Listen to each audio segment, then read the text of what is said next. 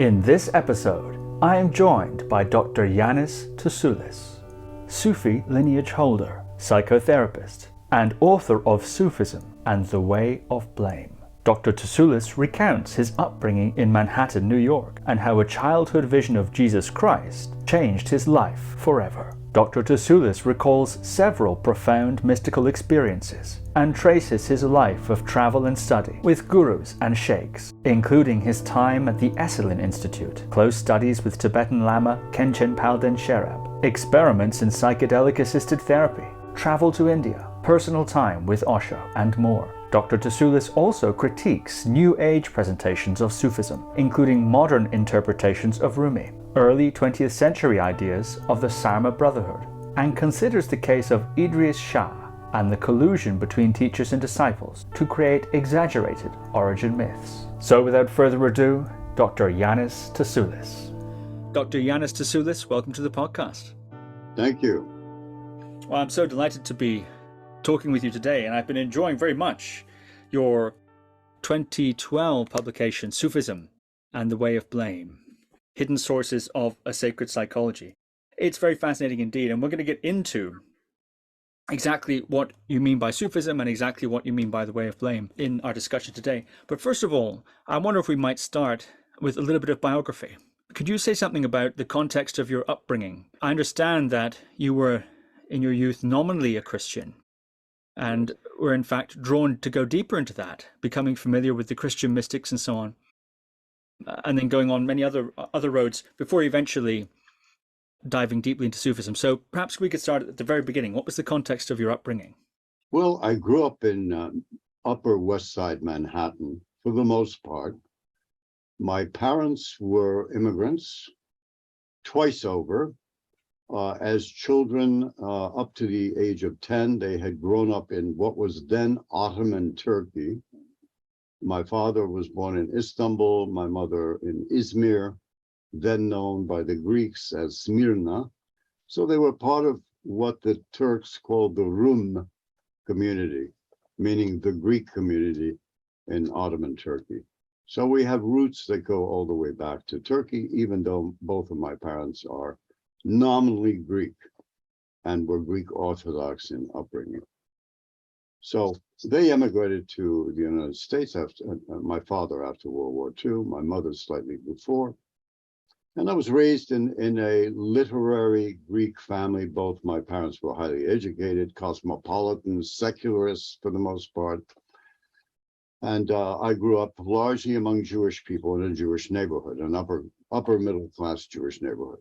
Okay, having said that, my parents weren't particularly keen on going to church, but I suddenly became inspired at around 8 years old through a vision that I had of Jesus Christ to begin to attend some kind of church. And I went to the Episcopalian church because that was very convenient. It was in the neighborhood.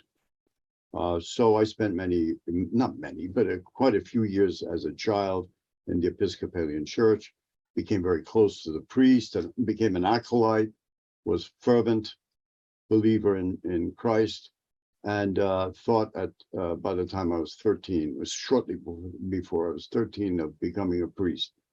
That changed abruptly when I realized at that early age that God was everywhere. He couldn't be contained in any edifice or any particular ideology. And so I became a lover of nature. And began reading at an early age, at 13 years old, The Dharma Bums, Jack Kerouac's famous novel, and became greatly inspired by the vision I saw of a bohemian approach to spirituality. So off I went from that. By the time I was 17, I had read a great deal of Alan Watts, later Krishnamurti. Then I became very attracted to Advaita, and off I went for the next several years. From the age I was 21, I had encountered through a teacher of mine, Idries Shah's recently published book, The Sufis, and was intrigued by that because it felt very familiar to me. Nevertheless, I couldn't find any Sufis in New York City. And so I found that which was closest in the form of Advaita and yogic practice. And I went off for the next 7 years and practiced Advaita and yoga, meditative yoga, not just Hatha yoga. This led me, by the time I was, in my mid-20s, to make the obligatory journey to the East, to India. And the story is very long, so I'm going to try to truncate it. But let's say I had a Hindu period that lasted several years, became disillusioned with the mass guru phenomenon, and left it, and vowed not to seek that kind of guru in the future. I was also, by that point, training as a psychologist and psychotherapist. I was on an academic track simultaneously, working for a place called the Esalen Institute, which was a hotbed of East-West psychology at that time. And so all of that was part of the context of what developed me. By 1978, I decided to trace my family's roots by going to Turkey for the first time. And I had by then also an interest, at least theoretical interest, in Sufism, had met some people who were involved with it. I got introductions to two Sufi teachers in Istanbul, one who was the sheikh of the Jarahi order, a particular order of Sufism, and the other to an enigmatic character who had influenced J.G. Bennett, which is Hassan Shushud. Very impactful meeting with him. He invited me to work with him as a murid or a student, but I decided that his method was a bit too, how shall I put it, too ascetic, and on the other hand, that I didn't have enough grounding in classical or traditional Sufism. So came back to the States. By that point, I was living in San Francisco, and waited a while until, through a number of synchronistic events, I met my first Sufi sheikh, who was Dr. Javad Nurbakhsh. So in 1979, I formally, as they say, took hand and became an active murid of Javad Nurbakhsh for 2 years. After that period, or during that period, I should say, I met another Sufi who was a professor of international relations, who was quite secular in his appearance, who was well adapted to the United States, and with whom I felt an immediate rapport. So I left my 2 years with the Ni'matullahia and migrated over to the, what shall I say, the directorship of Sheikh Abdulaziz Said, who was in touch with a circle of Sufis in Damascus, Syria, he being Syrian. I worked with him 8 years, closely. Well, I shouldn't say closely, we were at a distance. He was in Washington, I was in San Francisco, but there was a close rapport that I felt with him. We worked largely on the telephone, but at times he would visit San Francisco and I would meet with him. After this 8-year period of time, I took a sabbatical, we could call it, from Sufism, after an 8-year-long period of tutelage. And I met an extraordinary Tibetan Lama with whom I felt and he felt an immediate rapport. And so I went off for 2 years and practiced intensely under this particular Lama, Khenchen Palden Sherab, who was a highly educated Nyingmapa and Dzogchenpa Lama, and he introduced me to the higher tantras of Vajrayana, which I practiced in a dedicated way for 2 years. At the end of that 2-year period, I felt, and more than felt, I felt recalled to Sufism again, and some people who I knew came back to me and felt that I should revisit Sufi circles, which I did, but now as someone who was no longer only associated with Sufism, had a background in Hindu practices, had just undergone a very intense relationship with the Tibetan Lama. So I was open. I went back. I was drawn back into Sufism, announced to my Lama that I was going back to that tradition. And off I went for the next 30 years. Okay? So you see, I'm trying to keep the details minimal because it's a little too complex. But by 1991, I had become initiated into the Qadri Rifai Tarika. It's a Derga or main headquarters in Istanbul. I went to Istanbul in 91. And when I arrived, I was not only initiated into the Qadri Rifai, but requested to act as a Khalifa or representative of the Qadri Rifai because I'd already had some background in Sufism. So I took on that role, and shortly after that, I was appointed to be a sheikh of that particular order, a combination of two of the oldest orders in Sufism, the Qadiriya and Rifaiya.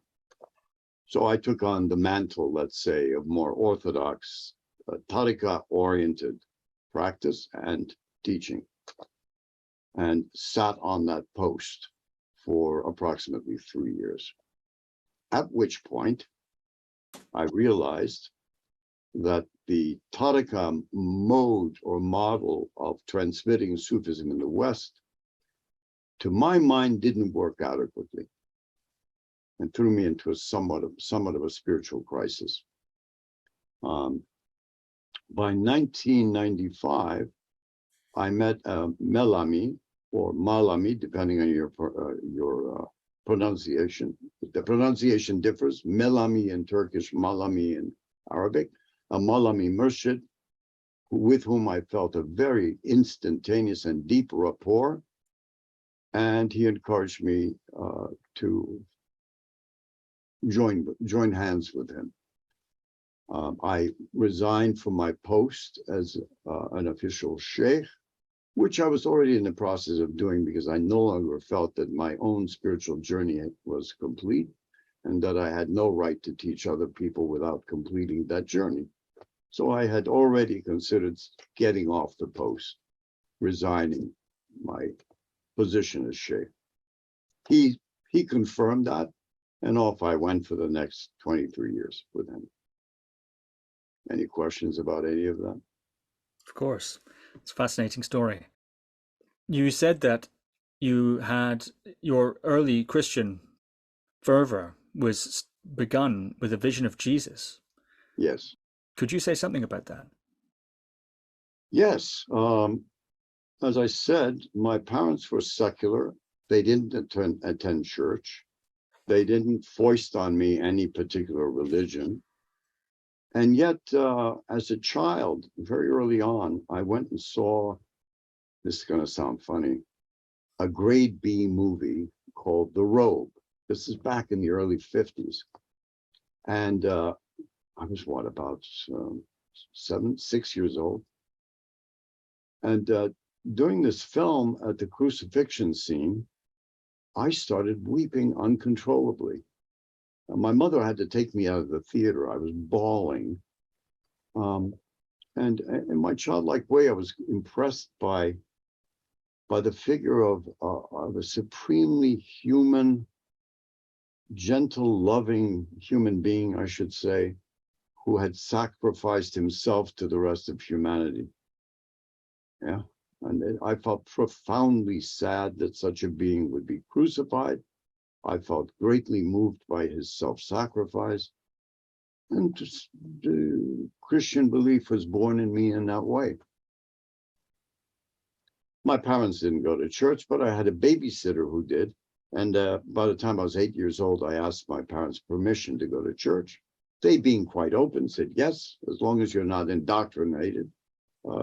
The Episcopalian, or I should say, yes, the High Episcopalian Church was very welcoming, very open, not particularly dogmatic. And so all of that checked the boxes, and off I went. But I never accepted Jesus Christ as God. I accepted Jesus Christ as a guiding friend, I should say.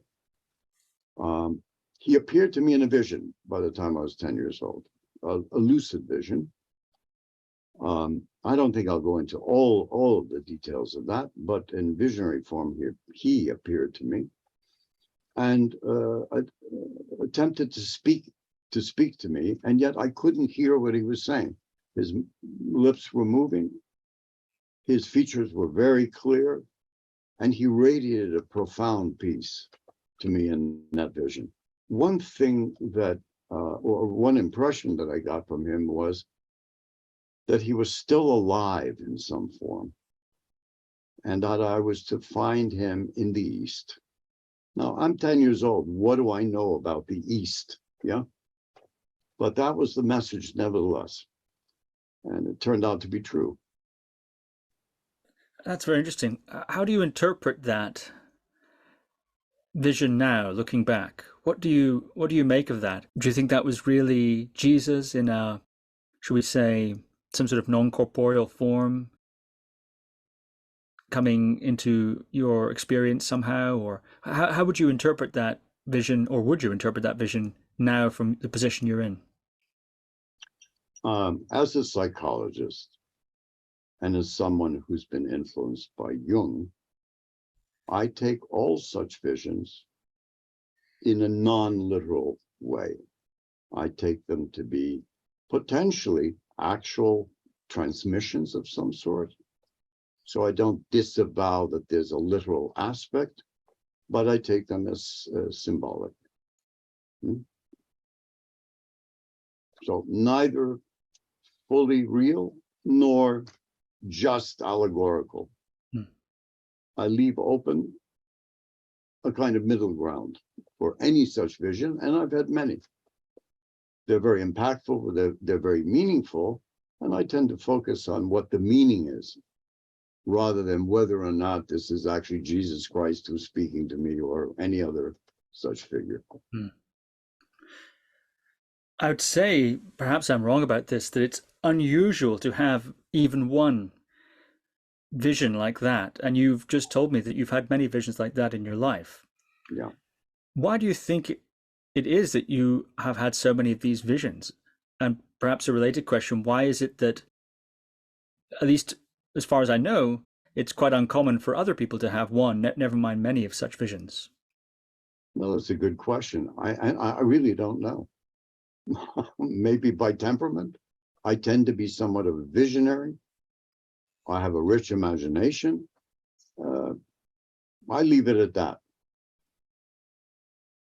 The visions, however, are not meaningless. They're quite meaningful. And to borrow a term from Jung, they're synchronistic. They tend to line up in a meaningfully coincidental way with actual events that transpire either during that time or after that time, or maybe even shortly before they occur. Can you think of any particularly poignant examples of that kind of synchronicity in terms of visions? Yes. When I was still practicing with my Lama, and the invitation, I'll call it an invitation, it was actually more of a pull to come back onto the Sufi path occurred, I meditated on that for quite some time.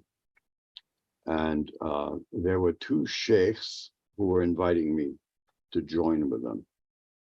One was a Naqshbandi. Viewers here may not know what that means, but they're a Central Asian order of Sufism, quite old. And the other was a Qadri, the oldest Sufi order. Both of them I came into contact with, and both of them seemed to be quite open to my, actually kind of enthusiastic about my joining them. And I couldn't make up my mind, okay, which way is my path, And should I leave my Buddhist connection altogether? And my Buddhist connection was really quite deep and meaningful. I was almost ready to take on vows as a Nyagpa in Tibetan Buddhism, in Vajrayana Buddhism, as a Nyingmapa. I was actually preparing to make a decision about going into a 3-year retreat. And suddenly, boom, I'm back on track with Sufism. It was quite sudden. And not only that, but invited by two people to take hand initiation with them. I'd already taken hand beforehand, but my sheikh, before I left him, had given me permission to withdraw that connection. So in the midst of all of this, I was praying, meditating, then praying. And suddenly I had this lucid vision of a Sufi sheikh with long garments. I could not quite see his face. I was prostrate. But I could feel the hem of his garment. And he announced to me telepathically that he was Abdul Qadir Gilani, who is well known among Sufis as being one of the Qutubs in the past, remote past. He's also known as the Gauth or helper.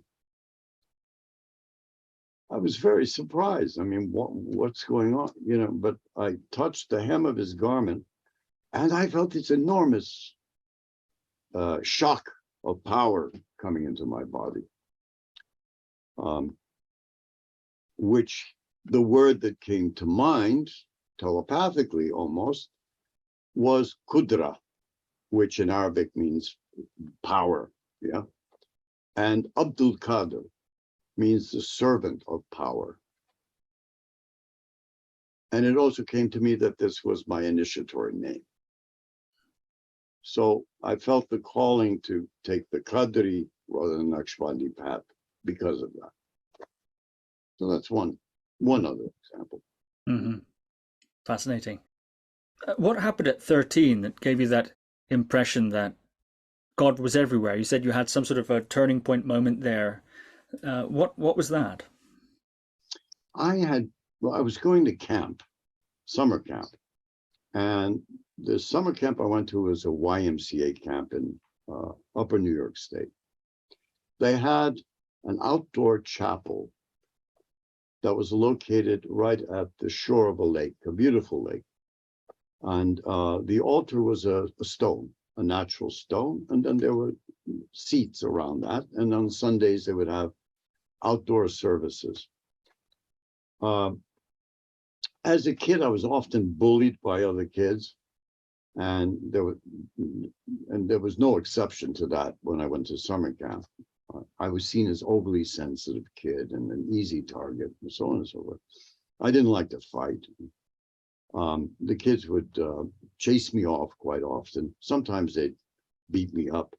And I ran away from them often and sought refuge in the woods. And my favorite place where I felt a sense of peace was that outdoor chapel. And as I was sitting in that chapel, or after repeated times of sitting in that chapel, looking at nature, feeling a deep sense of quiet, it came to me that God is everywhere. He must be everywhere. So when I went back to church, I felt like, what's the use of sitting in a church? And as I said, I was introduced to Jack Kerouac. And that particular summer, I read the Dharma Bums, and that's filled, of course, with, I'm sure you know it, it's filled with Jack Kerouac's wanderings through nature with Jaffe Schneider, et cetera, et cetera, et cetera. So it's all about wandering through the world with a naively Buddhist approach, finding the spirit of nature most powerful. So I'm sure that had an influence too. Mm. There's one thing missing from this when I read these ingredients lists here that you're telling me about. Unitive experiences, Jack Kerouac, Alan Watts, the Esalen Institute, and the time period it was all going on, which is psychedelics. So I wonder, given the time period and given the waters you were swimming in, was that a significant part of this period? Not of that period when I was merely 13 years old, no. We're talking about the 1950s here. Psychedelics did play a part in my development, but only after I was, I Well, I should say, I went into the military when I was 17, into the Army, and in 1964, and I came out in 1967. In 60 or before 64, I was around the beat scene in New York as a little teeny bopper. But after I had left the United States and come back in 67, as you can well imagine, a cultural revolution had taken place. So I walked back into, wow, what happened here? I moved into the Lower East Side. And yes, I immediately began experimenting with LSD, peyote, mescaline. I'd already smoked marijuana in my teenage years, but that didn't have quite the power of the other psychedelics. And that's a long story too, because as I got into psychedelics and as I visited Leary's League of Spiritual Discovery and all that, and studied with Ralph Metzner, who helped write the Tibetan Book of the Dead, Leary's version of the Tibetan Book of the Dead. All that's going on at the same time. It was a tumultuous period. I hit a roadblock. I had a very bad trip, and that bad trip left me in a spiritual crisis by 1968. So I stopped taking psychedelics because I felt like they blew open all the doors of perception, to use Huxley's term, but to such a degree that I couldn't quite absorb everything that was coming in. And it left me with the feeling that my ego was getting in the way of something profound that had to occur. I had to undergo an ego death, and yet I was frightened of it. I was frightened that I might go off the deep end and become psychotic and so on and so forth, and be locked up somewhere. That eventually led me to engage in formal psychedelic therapy in Vancouver, in a place called Hollywood Hospital, which you can read about if anybody reads the books, Storming Heaven, I think it's the title of the book, A History of Psychedelics.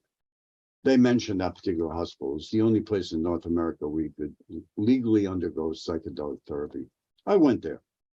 Once I left New York and moved to the West Coast, I first stopped off in Vancouver, and I underwent an incredibly powerful 2 sessions of psychedelic therapy, which triggered a kind of enlightenment experience for me. I left the hospital feeling and being utterly convinced that I had become enlightened. And I walked around that way for a couple of weeks, feeling like, well, there's nothing left to do. I just burned out all my karma. I had that Hindu model. I burned out my karma. I have nothing else to do except play in the world with this form of consciousness. And it was very blissful and very, very pleasant. And guess what? It ended. I came down, and I came right back to my neurotic little self, going, what happened here, and where do I go from here? And where I went from here was down the West Coast to San Francisco, joined the staff of Esalen Institute, and began a whole new phase in my life of becoming an active psychotherapist. You see, it's too long a story. It's not too long at all. It's very interesting. Mm-hmm. Wow, yeah. So yes, psychedelics played a part in my life, but I saw the limits of using psychedelics as well. And so between the psychedelics period and Esalen, when did India happen? When did you go to India and have your, as you called, your Hindu period? Well, I should say something about the psychedelic period too. Mm. When I was still in New York, and while I was experimenting with psychedelics, I also felt the need to take up a spiritual practice. And so I found a tantric yogi who was connected in some ways with a famous raga vocalist named Pranav. Some of your viewers may know that name, others not.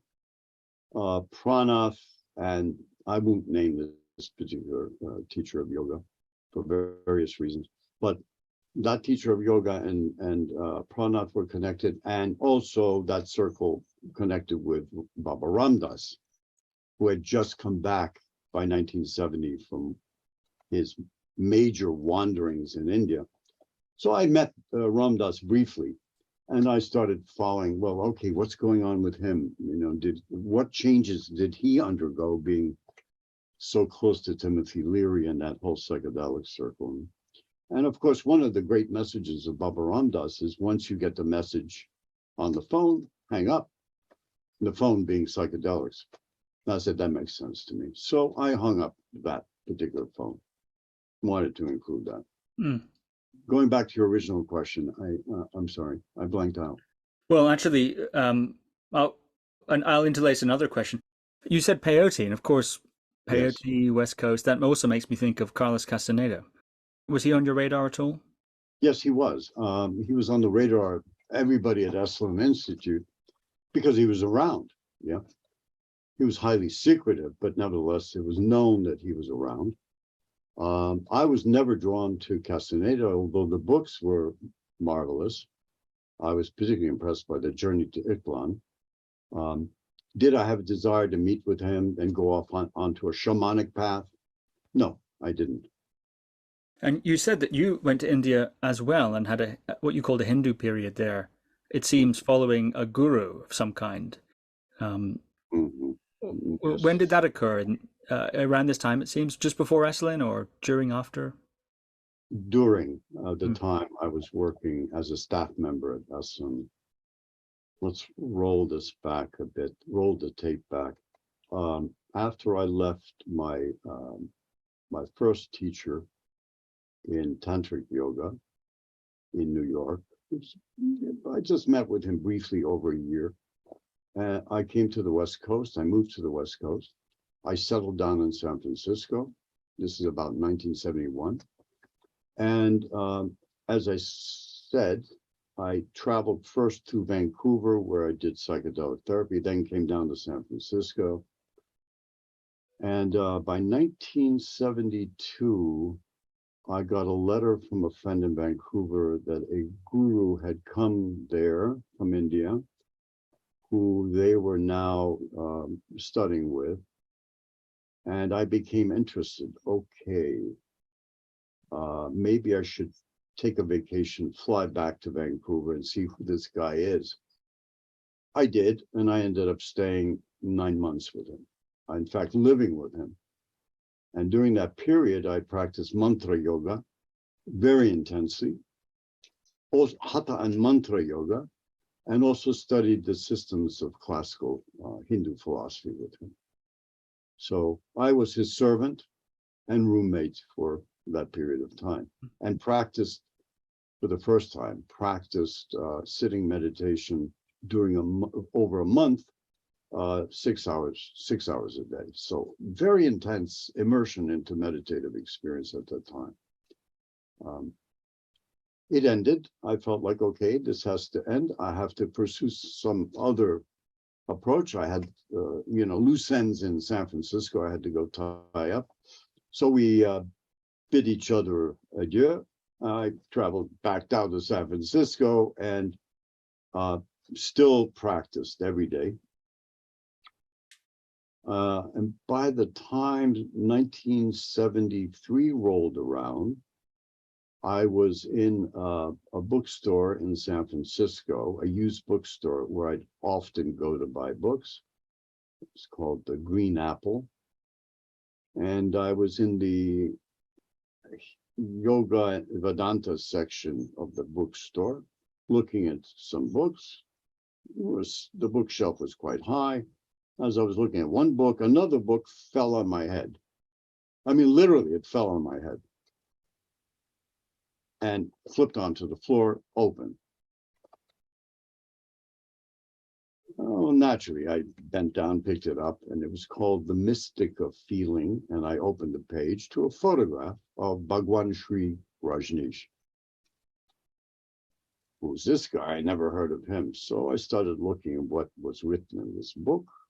Oh, I'm sorry. At that time, he was called Acharya Rajneesh. Later, he became Bhagwan Sri Rajneesh or Sri Bhagwan Rajneesh, I forget which. And then later, of course, he becomes Osho.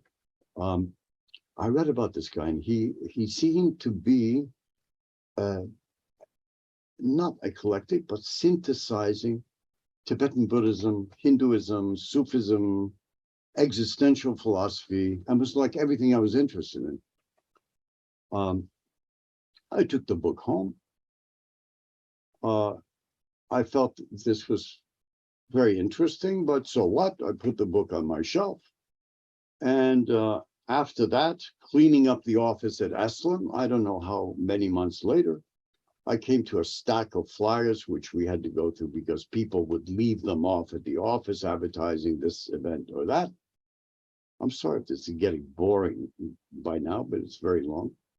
But I, for some reason, reached into the stack of flyers right around the middle of it and pulled out a flyer on orange paper announcing that some disciples of Rajneesh were coming to San Francisco. Okay. I went, well, this is synchronicity again. I felt moved to go and see them. I went and saw them. I felt connected with them to a certain degree. And they asked me if I would do them a favor. There was a Hindu man coming from India, a disciple of Rajneesh, who needed a place to stay for a few days. Could I take him in? I did. He and I had an immediate connection. He was an elderly man, half blind, had been a disciple of Rajneesh for a long period of time. And he initiated me. I became a sannyasi, which meant I've got to interrupt my studies and I've got to somehow get to India because I want to meet the guru himself. But so I did that, right? I packed everything away, said I'm on the trip again, bailed out, one-way ticket to India, that sort of thing. I don't do things in half measure. When I do them, I do them. So I jumped off. Came to Rajneesh, insisted on the first day I arrived seeing him for a private audience. I must have been quite annoying, demanding and annoying. And lo and behold, I got that meeting. And God, how much can I say about that? That's a chapter in itself. But the moment I met him, despite every conditioning in my mind, literally the moment I saw him, I dropped on my knees and prostrated. I felt I had found my Sadguru. Yeah. It's a long story. I stayed with him. This is before the big hullabaloo about Osho and all this. Before Pune, before Rajneesh Puram, before all this, excuse my French, crap that occurred around him. He indicated that we had a very deep connection, that I was an old disciple of his in a former life and I had come back and that I was welcome back. And, this had a profound effect on my psyche. Didn't last that long. I had an open-ended ticket to India. I traveled all over northern India. I went to Rishikesh and so on. And I had another spiritual parting of the ways because I started to realize there's something off about what's happening around him. I don't know about him, but the things that were going on around him seemed a little bit unsavory to me. So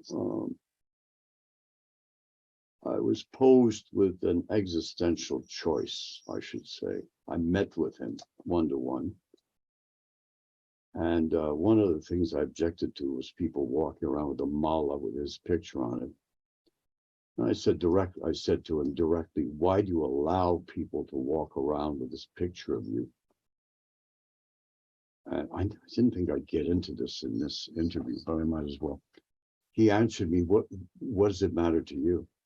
Throw the mala out. I said, done. Gladly. Why do you allow them to call you Bhagwan, Lord? He said, what does it matter to you? Throw it out. I said, what about this orange robe, and sannyasin? If it gets in your way, throw it out. Right? So far, so good. It sounds like a Zen story, right? Then I said, I braced myself because I said, okay, the last thing to throw out is you, Rajneesh himself, And I said, what about you? And then came this, what I call metaphysical double bind. He said, you can do one of two things. You can follow the path of your intellect and ego and leave, or you can stay and surrender completely to me so that I can work through you. Go and decide.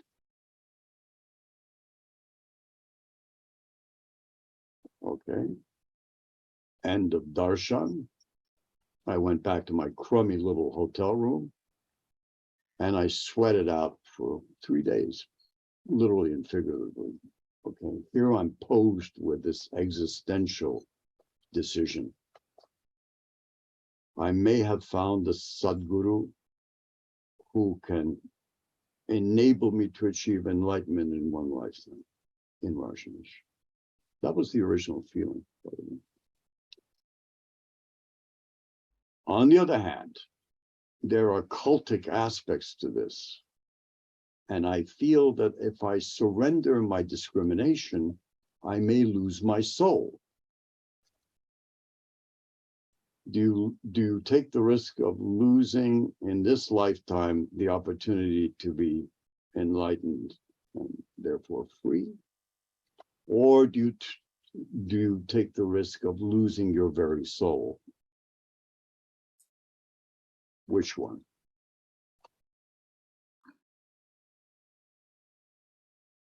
After 3 days of sweating it out, I decided, no. I have, even if I'm not enlightened in this lifetime, I cannot risk losing my very soul. I'm gone. And I left. Came back to the United States, took up my academic path, got back my job at Esalen, and decided to swear off all gurus at all, and plunged instead into the works of Jung, into exploring Western paths of mysticism, Hermeticism, Kabbalah, the Christian Kabbalah, and continued my psychotherapy studies until I became a working psychotherapist. Okay, that took me to up to 1978 when I went to Turkey, and bang, met Hasan Shushud and Muhyiddin Ozal. Muhyiddin, is it? No, Muzaffer, Sheikh Muzaffer Ozal. Wonderful man. I did not feel drawn to that tariqa. But when I met Hasan Shushud, it was a very special meeting. And I felt like I was coming home, Well, this tradition is still part of me, even though I've forsworn gurus. Let's see if I can approach this differently. Okay, back to Nurbach. That too happened in a synchronistic way. And all right, by 79, I was on the path of Sufism. I'm curious, what did you think you were pursuing? What had convinced you that enlightenment was a thing that you could achieve, or however you want to phrase that, that what had convinced you that that was the case? That was what Osho, it seems, was dangling before you with the Faustian bargain, sell your soul for enlightenment, something along those lines. So what was it that you thought you were doing there? And also, what convinced you about that in general, this path of this quest for enlightenment? And also, you're navigating quite often by this feeling of being drawn, this felt sense of resonance, or being drawn to this person or that person, or this book or this meeting, not always exactly knowing what you're doing until you tell the story later. I'm also curious what you think that instinct is. Oh, these are great questions. I appreciate them. Let me wind back again. I left out a piece. When I was in high school, we had left New York and gone to Florida. Just for context, I finished my last 2 years in Florida of high school. During this period, just before I was about to graduate as a senior, I met a very interesting man, an existentialist, and we became friends, and we hung out together.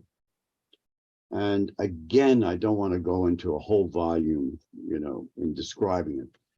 But on a particular night, he and I went to hang out on the beach. And he was quite older than I was. I was, 17 years old. He was in early 40s. A wonderful soul, very caring. We were sitting on the beach and it was very quiet. It was a brilliant night. And for some reason, he turned to me and asked me, "Yanni, who are you? Who are you really?" And he asked it in such a one-pointed way that the question immediately set off something in me where all of the obvious answers to that question fell away rapidly, one after the other.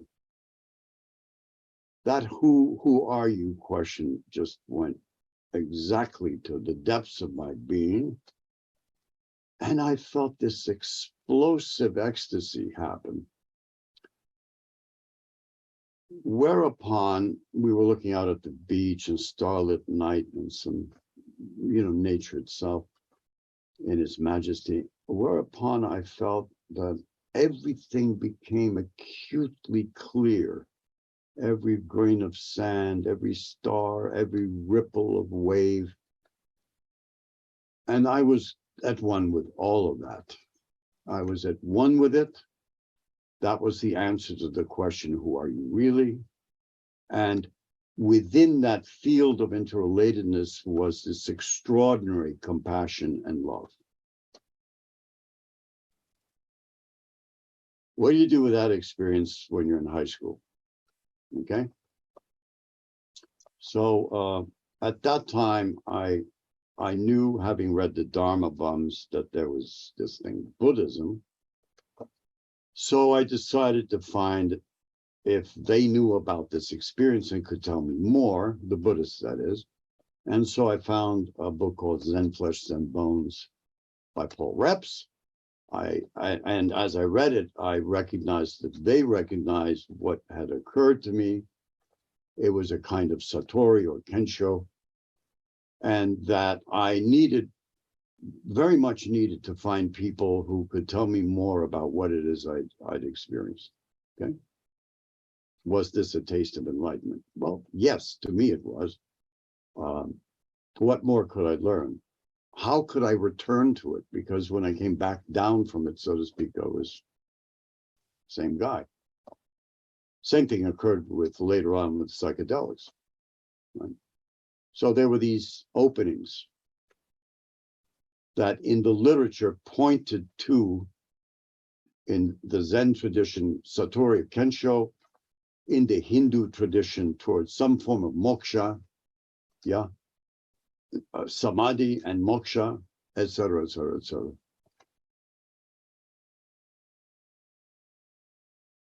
So I don't know if I'm answering that part of the question. One begins to form an idea of what enlightenment might be. It's usually wrong, but you take it, you form an idea, it becomes an ideal, conceptual ideal. And if you're driven by it, if it has also an emotional component to it, a deep felt emotional component, you're driven towards arriving at that goal.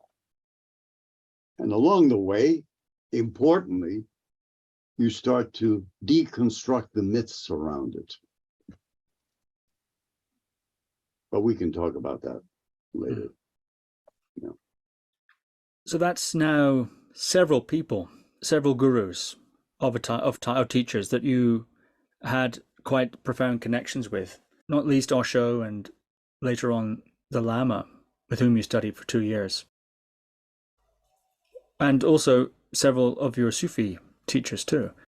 To what do you ascribe that pattern? And we talked about having lots of visions before, which is very unusual to have even one. It seems quite unusual to have such a connection with the teacher, and for you to have had that with many teachers, and for them to have, in many cases, initiated that conversation seems really unusual. Do you have a sense of what's going on there? That's an awful lot of gurus to have been disciples of in past lives. Well, I didn't know that I was a disciple in past lives. In fact, maybe there's no such thing as past lives. I mean, I don't go by that. Are you asking the question of why I think I might have had so many teachers in this lifetime? Yeah, who said to you, I recognize you from before, you're an old disciple, come back, come into the fold. Well, only Rajneesh actually said that. I see. Right. Well, nah. It's exhausting. The Lama with whom I was very close also, I met through a lucid dream. So we could go there at some point, but he indicated that I also had some karmic connection to him and to the path. So you're right, there's more than one. I don't know. Mm-hmm. Yeah, it's perfectly legitimate response. That's a perfectly legitimate response. I don't think that makes me particularly special. I don't place a great importance on any of that. I think it's rather incidental to the thing in itself. Yeah, and what the thing in itself is more interesting. The thing in itself being something so-called awakening, so-called enlightenment, whatever you want to call it. That's more interesting. What is that? And what is it not? How you get there? Oh yeah, I don't know. It's novellic, I suppose, But is it really that important? No, I don't think so. The thing in itself is more important. Can we talk a little bit about the Lama then? And then I would like to talk about Sufism and how on earth it was you got into, how on earth it was you became your main path. But perhaps we could talk about your Lama first. You said his name was Khenchen Palden Sherab? Yes. And you met him in a lucid dream? Yes. Normally one is warned about not talking about these things, right? So let me say why I would open my big mouth and talk about it in the first place. I think that this contemporary period, this age, requires that we be more disclosive, that we examine our experiences more openly, that we view them with a certain degree of healthy skepticism, all of that. So if I go into this, I'd like to warn people that my approach is somewhat skeptical. I don't take these things literally, and yet nevertheless, they seem to be synchronistic and meaningful. Okay. So having said all of that, as a disclaimer, that particular experience or dream occurred when I was I said I took a sabbatical from my Sufi teacher. Well, that's true, but the sabbatical was not purely my choice. My teacher at that time, Abdulaziz Said, who lived in Washington and with whom I communicated mostly by phone, decided on for what seemed to be completely irrational reasons to kick me out of his teaching. I couldn't make sense of it. I did something to piss him off, I suppose. You know? And his reaction to this little thing was exaggerated. It seemed to me at the time was greatly exaggerated. And he decided that while I keep you in my heart, I'm using his actual words, it's time for you to go on your own way. Yeah. I was shocked. I mean, I spent 8 years with him. Yeah. I'm being kicked to the curb, so to speak. This phone call occurred, incidentally, as I had already purchased some flight tickets, to go visit him in Washington, D.C. So he tells me, forget about it. It's useless at this point. I've got these tickets in my hand. My girlfriend and I at the time were getting ready to take a so-called vacation, 4-day vacation in Washington. You know, it was like this. What do I do now? Okay. Do I cash in the tickets? Do I, okay. And meanwhile, I'm struggling with the shock of this. Shortly before this occurred, I have a lucid dream that I wake up with, which shockingly for me has to do with Tibetan Buddhism. Why Tibetan Buddhism? I'm on the Sufi path. Of course, I had read some books because I'm an avid reader. I had read about Tibetan Buddhism. I'd even encountered it in India. I stayed in Dharamsala and Dalhousie. I took Dharma classes there. So it wasn't entirely foreign to me. But at this period of life, I wasn't concentrating on Buddhism.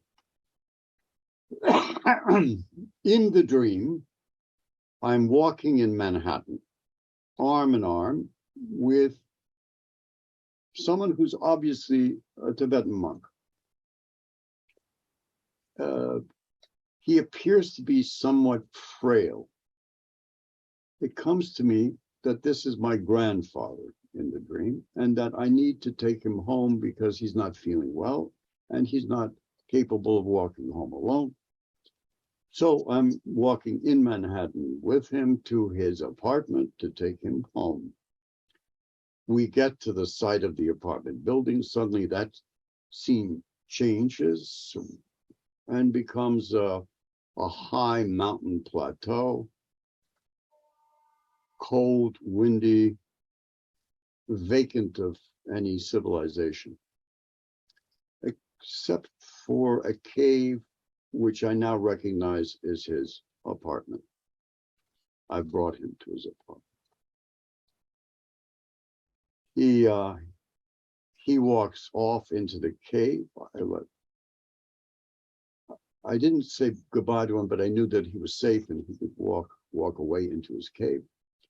And at that moment, swooping in suddenly is this incredibly ugly hag of a woman with crooked teeth who starts making these seductive movements towards me, pushes her pelvis up against mine, rubs against it in a provocative way, and says, in so many words, "You want to have sex, Sonny?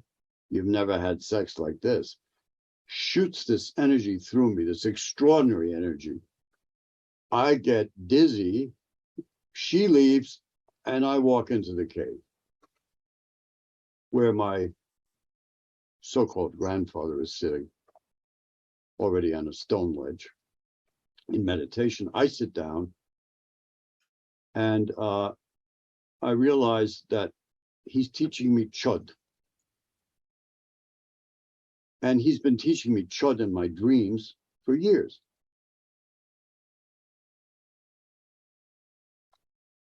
once that recognition occurs between us, that I recognize that he's been doing this, he points to one corner of the cave where an apparition begins to emerge or solidify of a wrathful deity. And he says, this is your yidam. You know? And then he pronounces three words, Nyingthik Drak. I wake up. As what is this? I write down these words in, of course, in English transliteration, Nyingthik Drak. I have a friend at that time, or had a friend, she's passed away, who was a Tibetan nun, Canadian. I called her up. Her name was Dusty. I said, Dusty, I've had this really peculiar dream. And what do you think? You know, these symbols are there. And you know, what do you think about it? And she said, well, I don't know how to interpret that dream, but let me call my Lama, who happens to live in New York, and ask him. She does. She calls me back later in the afternoon, says, oh, he says it's a very auspicious dream. If you happen to be in New York, come by and visit. New York, right? So, end of that, right? Fast forward, my sheikh kicks me out. I've got 2 tickets to go somewhere. Dusty tells me that there's a very special ceremony taking place in Toronto that this Lama is going to conduct, one of the first times in North America, something called the Vajrakileya induction or whatever. Would you like to come? Since I told her I have free time, this shocking thing happened. I got kicked out of my Sufi circle. I said, what the heck? Okay, my girlfriend, we got these days planned off anyway as a vacation. Bada bing, bada boom. Change the tickets, go to Toronto. Yeah. And plus, maybe I'll get to learn more about what this extraordinary dream is about. So I walk into the house where the Lamas are staying. They were brothers, these 2 Kempos. Khenchen Palden is the eldest. I walked in, I was introduced, and immediately I see this guy. This is the guy, yeah, without a doubt. I say to him, can you tell me the meaning of the dream? And he starts to interpret the dream. He said, well, the ragged old woman was Ekajati, who's the guardian of Dzogchen. My Yidam is a version of Vajrakileya. I'm doing that induction this week. Please come. And I said, well, I feel like you and I are really familiar. And he said, yes, indeed. I said, were you aware of that dream of teaching me should? He said, yes. What do? Take the guy for his opinion, take him at face value? Yes, of course, okay. But we had an immediate rapport, you see. I said, okay, he welcomed me to take refuge with him. I was delighted. I was honored. I was humbled. Except for one problem. I've already dedicated myself to the Sufi path. At which point he said, no problem. I said, well, can you accept me taking refuge with you while I still remain on the Sufi path? He said, yes, no difference. Striking. Well, I took refuge with him.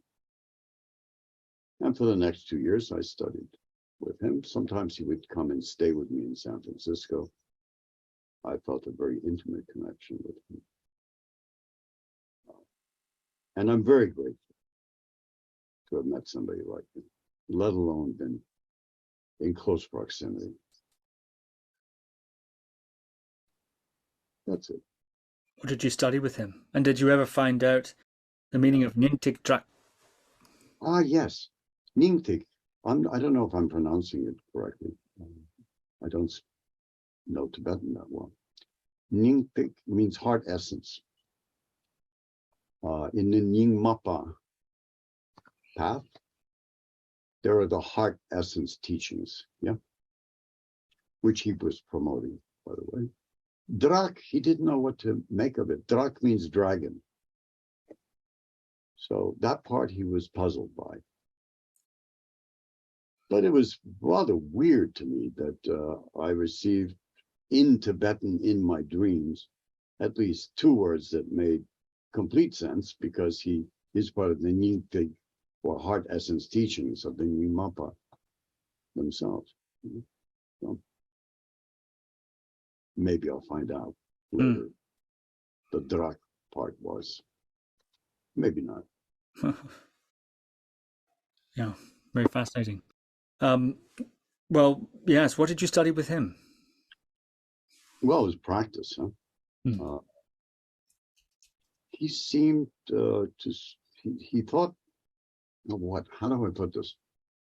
I was expecting he might put me through Nundro practices, yeah, because that's the normal progression for most people in the Nyingmapa tradition. But he initiated me instead into the so-called higher tantras, which are composed of, let's see now. Well, Maha Yoga is Yidam practice. Guru Yoga, Maha Yoga, which is Guru, Yidam, and then Dakini, Anuttara Yoga. These are the three so-called higher tantras, and they're necessary before, at least among the Nyingmapas, they're necessary to complete before you enter Dzogchen, which is Ati Yoga. So I focused on Guru Yoga, and then Yidam practice, Maha Yoga, with Vajrakhilaya. Yeah, you know, Nyingthik, as you say, means heart essence. And I was thinking Drakpo. Yes, and, I know. Yeah. Yeah, and I think Drak means wrath, actually. Guru Drakpo is a wrathful manifestation of Baba, I think. Oh, I didn't know that. Drak, I know is dragon. Druk, I think, is dragon. Drak. Yeah, you're probably right. I've been away from that for a while. You see that? Oh, yes, I know this. Guru Drakpo. Yeah. Let's see. Yeah, well, I guess, yes, there's another manifestation, or rather another name for Guru Drakpo. What is it? Dorje something. Drolo, maybe. Dorje Drolo. Dorje Drolo. Yes, I've been very attracted to that. Yeah. Interesting. Yeah. Well, my practice is the same a practice of Guru Padmasambhava. I know that. Yeah. I think it's called Nyingthik Drak, which is my guru, my Lama, just taught me that it was the heart essence of Vajrakhilaya practice. Yeah. Wow. Amazing. Goodness me. This wasn't in your book. We were going to talk about your book, The Way of Blame. No, it's another book. Yeah, it's another book that I hesitate to write. Yeah. Oh, you should definitely write that. That would be amazing. Well, let's pivot now to Sufism. I've heard you say elsewhere that you had drank the Kool-Aid of the New Age presentation of Sufism in your early 20s. That's a direct quote. Yes. And in particular, the idea of the Sarmoung Brotherhood, which you've said has appealed to your search for, and once again, your words, ultimate synthesis. Yes. But later you became, once again, in your words, disgusted with that presentation. Yes. So and I think this could be an interesting track, because one of the things to follow, because one of the things that you do in Sufism, The Way of Blame, is you debunk, or at least investigate and criticize various different interpretations of Sufism. One of those, of course, is the is that sort of New Age interpretation, that New Age presentation of Sufism that we find in people like Gurdjieff, or you've mentioned already Shah, you've mentioned already Bennett, people like that. So I'm wondering if, by way of following your journey from that point in your early 20s forward, we might also begin to cover some of the material, debunking material here. Well, what is the Sarmoung Brotherhood? What was that New Age presentation that I think still is somewhat popular, although a lot of that sort of secret White Lodge stuff is no longer, I think, popular. But at that time, it was really had really captured the imagination. Early 20th century, right? Yeah, sure. Yeah. Well, it's like the Great White Brotherhood in Theosophy. Yeah. Right. Yes, this idea of a cosmopolitan group of mystics that hang out together somewhere in the Himalayas, who transcend all the rigid dogmatic religious forms. Quite appealing idea. That they exist somehow, and they have some effect on, right, the future of the world and all of this, quite inflated. These quite inflated ideas. Naturally, as a 20-something who is some eclectic, as you can tell, and who felt drawn to many traditions, not one, I was seeking, well, is there a place where all of these traditions are brought together and where they're compared, evaluated and compared, and where there's a synthesis of all of them that goes right to the essence, directly to the essence of it all. Are you familiar with Fritjof Schuon's work? Only in what I've read about him in your book, which is quite a bit. You laid out quite detail. Well, he's a more sophisticated version. Perennialism is a more sophisticated version of all that. They would hate me saying that, but I will. So I was looking for this because of my own background and my own proclivities. And but I believe there might be some truth to it, that if I only journey far enough, that I will find this group of specialized people who may or may not accept me into their circle. Yeah. But remember, my earliest vision of Christ says, go to the east, I'm still alive, right? Alive in what form? Yeah. I found that to be true, by the way. I when Christians ask me, why did I take up Muslim practices? I said, because Jesus told me to, he guided me to the east. Of course, I'm being a little bit ironic when I say that. But what drove me to that? Well, it symbolized, I think, the cosmopolitan urge, the urge as we become more and more globalized, and globalization is not new. It began thanks to the Silk Route, but there have been various periods of greater and greater globalization, the British Empire being a great example of that.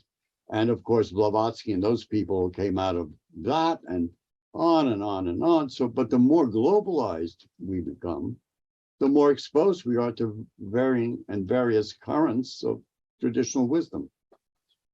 What do we do with it? It's very hard to be parochial in this day and age. So only follow one way, and yet it's necessary to be rooted in one way. One can't simply be eclectic, not in my experience. So Sufism for me became my home base, even though I was exposed to and greatly respect and appreciate Vajrayana Buddhism, not only Vajrayana, Zen Buddhism, Theravada, the Hindu forms, Advaita, Dvaita, Vedanta, and I still read, across the board. I don't limit myself only to Sufi texts. Now, what was the other part? I get lost in this sometimes. Well, I think you've set the stage there. Yeah. Maybe I'll read something from the opening of the book here. Okay, that would help. Because we're dealing with so many things so quickly that I'm losing focus a little bit. Well, that's due to my questioning, I think. And incidentally, I think your questioning is excellent. I really appreciate the questions you're raising. Thank you. You write here, why then write another book about Sufism? And you say, this interdisciplinary work begins by critically examining popular and scholarly conceptions about Sufism as a whole, and critiques some of them in an attempt to bring the study of Sufism up to date. Moreover, as far as I know, this is the first book to detail the relationship between Sufism and the controversial way of blame in all its historical phases up to the present day. Is that me, or is that the introduction written by Bob Dark? That's the preface, I think, written by you in 2010. Oh, okay. Yeah. And you also say, so this will put a point to my question, I think. I propose instead that Sufism is a multiplex phenomenon that grew out of a syncretic cultural matrix, one that often embraced certain forms of Muslim heterodoxy. Notwithstanding these facts, one should not ignore that Sufism lacks unifying characteristics distinguishing it from other sacred traditions. And you go on to talk about the myth-making of people like Gurdjieff and Idries Shah. And you say that the traditionalists, the universalists, and the occultists. So maybe we could start there. What is Sufism? What's the thumbnail sketch, if such a thing can be done? And what isn't it in relationship to those three streams of traditionalism, universalism, and occultism that you lay out in the opening chapters of the book? Well, that's why I use the word multiplex. Sufism is not any one thing. The simplest definition is offered by Anna Marie Schimmel, which is that it's the mystical dimension of Islam. Okay. There are what I call Unitarian Universalist Sufis, the Inayatis, who follow Hazrat Inayat Khan and Pir Vilayat Khan, who present a more universal form of Sufism that it could be said precedes and transcends Islam. Okay, fair enough. That's one angle. There are others who insist, with a great degree of credibility, that a Sufism outside of Islam is nonsense, makes no sense at all. It is a specifically Islamic tradition. Okay, that makes sense too. Yeah. There is a perennialist vision of Islam. And by the way, I'm not against the perennialists. I mean, I agree with them to a certain point. And I disagree with them in other ways. I don't disagree with Hazrat Inayat Khan. I don't disagree with Idries Shah. I don't disagree with the perennialists. They all have different angles on the same elephant in the room, or elephant in the dark in this case. So what is Sufism? I don't think you can boil it down to any one thing, but for the sake of sanity and focus, I would say that your safest bet is to accept that Sufism is the mystical tradition that comes out of Islam, or the Islamicate world. Yeah, because the influences are many. You know, it's not a sealed off tradition. I don't think there are any. Is that helpful? Yeah. And that's something that becomes clear in the book, is just how many types of Sufism there are, different lineages, you could say, different lines of Sufism across the Islamic world, separated by time and also location, and also, as you put it, inclination and sect and so on. Something that's very interesting, an area that you cover, there's this interesting line from Gurdjieff to Shah and onwards. You detail, for example, Idries Shah, his beginnings as a Sufi teacher, misrepresenting himself to, well, perhaps you can tell that story, and implying that he is a representative of this Sarmoung Brotherhood to follow on the work of Gurdjieff and so on, and making quite a bit of headway doing that. And you suggest that he's exaggerating or lying about that, really, for influence and to establish himself. Yes. So could you tell a little bit of that story? And this is a time period where there was a lot of that going on. There was a lot of this exaggeration. Lobsang Rangpa, you've mentioned before. I even think a bit of Carlos Castaneda has been accused of that. What is this trend? I have two questions then. What's this about Idries Shah? And secondly, what's this impulse that seems to be common to so many of these figures to invent their story and invest themselves with these great grand origin myths? Well, it's a great question. By the way, I don't know that Shah himself lied about being a teacher from the East, but he certainly lent that impression to J.G. Bennett. You know, it's been about 10 years. I don't revisit my own book. He did present himself as a guardian of the teachings. But whether he lied about actually being only from the East, I don't know. But he left the impression, at least, and people believed that of him when he introduced himself. Right? Are you looking for that reference? I could quote it to you if you like. Yeah, that's fine, because I don't recall that. Well, let me put it this way. Maybe this is a gentler way of putting it. I think there's a great deal of very interesting insight that comes from Idries Shah. And I think Gurdjieff himself, I'm not interested in Ouspensky. I never found him a very attractive thinker. But Gurdjieff himself, when you read Gurdjieff, is also intriguing. And he offers some really interesting insights. For example, the very central idea of self-witnessing.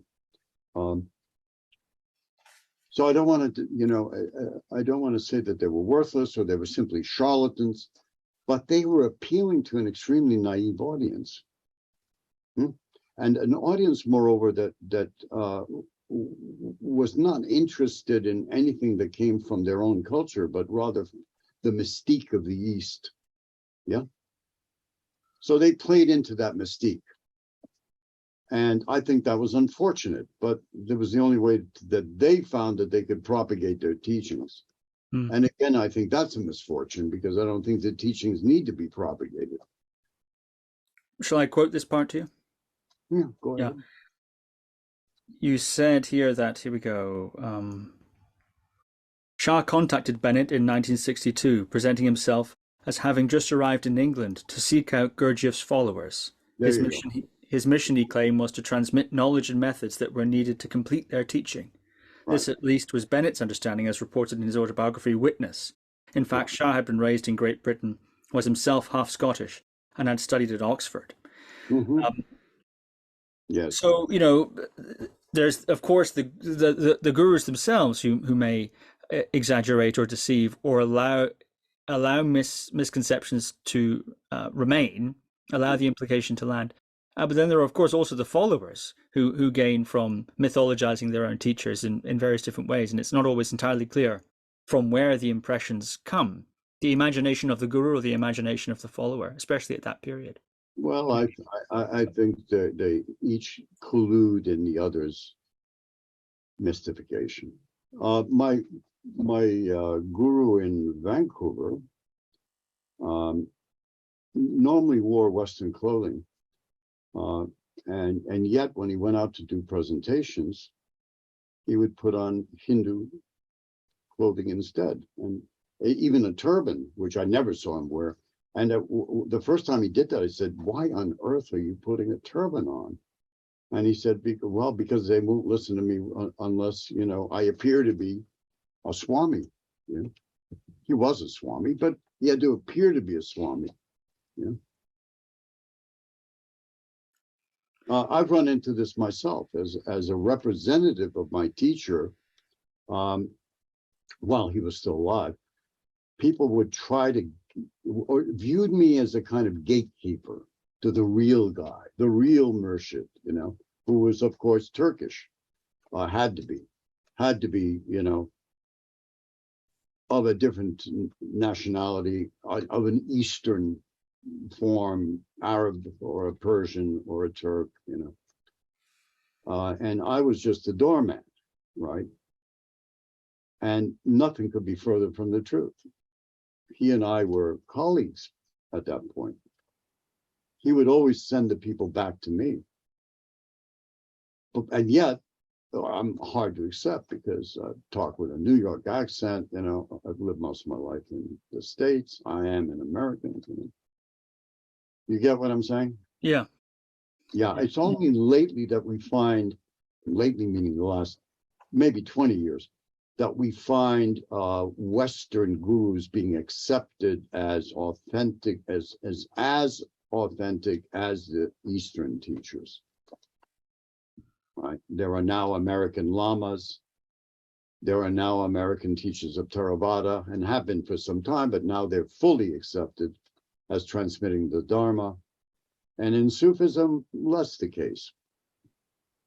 The real thing must be over there, must be in the Middle East. We were discussing the possibility of a second interview, in which the second one we'd start really where I expect we'll leave off here shortly, and talk in the second one about, well, what is the Sufi path? How does one practice it? What are the seven stages that you outline here in the book, the 7 stations of wisdom, and what does it mean to practice as a Sufi, and what is this way of blame? I think that would be something perhaps we could immediately begin with in the second episode, if you're willing to do one. Yeah. To record. Oh, great. I have 2 questions then before we finish. The first is about Rumi. Of course, Yes. when people think of Sufi, I think the 2 things that many people think, well, when I think of Sufi, I think, okay, mystical core of Islam, and then Rumi, the so-called America's favorite poet. You described it as a Rumi craze, and you write that during the Rumi craze, the premises of Sufism were almost completely reversed in the interests of spiritual consumerism. In the process, the actual discipline of the Sufi path was utterly neglected, replaced by a more marketable sentimentality that fit New Age expectations. One of those reversals you've said here is, Rumi did not quest for religious rapture. Instead, he sought spiritual knowledge of a direct and sapiential quality that moved him to such rapture. Yes. So yes. I'm wondering if you might explain that distinction. There's a reversal there. There's another reversal earlier on where you say, reading Chopra, you're talking about Deepak Chopra's renderings of Rumi. Reading Chopra attentively, it would seem that the source of the divine can be found in transcendent intimacy and not the other way around. In other words, there's a reversal that you're pointing to in the way Rumi is popularly understood compared to the Sufi core, the Sufi tenets. Could you say something a bit about that? Yeah, or the Sufi understanding of Rumi. Sure. First of all, it's well known among Sufis that Rumi abhorred poetry. And yet we find him described as a Sufi poet in the West. He abhorred poetry. He was forced, he writes that he was forced to express himself in that way. The Mathnawi or Mesnevi, depends on your pronunciation, which is his 6-volume work, the most important work, is called the second Quran in Farsi. It's all commentary on Quran. So to approach Rumi without understanding the Quran seems like it's missing half the point. Yeah. Although one can enter the Quran, Quran is very difficult scripture, I find. One can enter it in a better way through reading the Mathnawi or Mesnevi before going into the Quran. But they're linked. They're intimately linked. Clearly, Rumi was a practicing Muslim. He was a Qadi. He was a judge, right? He knew the Islamic religious laws and practiced as a judge. So to diminish all that and just approach him as this religionless mystic who transcends all that stuff, which he does, but in a different way than most people suspect, I think. To denude him of that context, I think, is to do a great injustice to Rumi. Now, I'm not saying that popularizations of Rumi as promoted, for example, by Coleman Barks are not really good. I think Barks is excellent. But he claims he's not just translating Rumi, he's interpreting Rumi. He's honest enough to do that. Some other people don't. And I think his interpretations are quite valid and really quite good and quite important. So we have to be careful not to discard everything about Rumi in the West being wrong, not discard, but to identify it as wrong. But we have to remember what his actual context is. And to know a Rumi, you have to also study his context, his basis, his roots, what he claims to be his own roots. Yeah, so I think that's something perhaps to get into next time, where we can start right at that point, I think, about Sufism, about a way of blame, and outline exactly what is that and what does it mean to practice in that tradition. I'd also like to ask you next time about what you've described as the common language of Hellenism that is shared by, as you put it, the mystics of the three monotheisms. Yes. So that's interesting, this Neoplatonic or Hermetic, some people say, language, this common language. That's interesting. I think that would be interesting to discuss as well, this Hellenism as a core mystical language and what that means and how that's different from Indic or other ideas. Yeah, I'd love to get into that. In that case, Dr. Yannis Toussulis, thank you very much. No, thank you. Thank you for listening to another Guru Viking podcast. For more interviews like these, as well as articles, videos, and guided meditations, visit www.guruviking.com.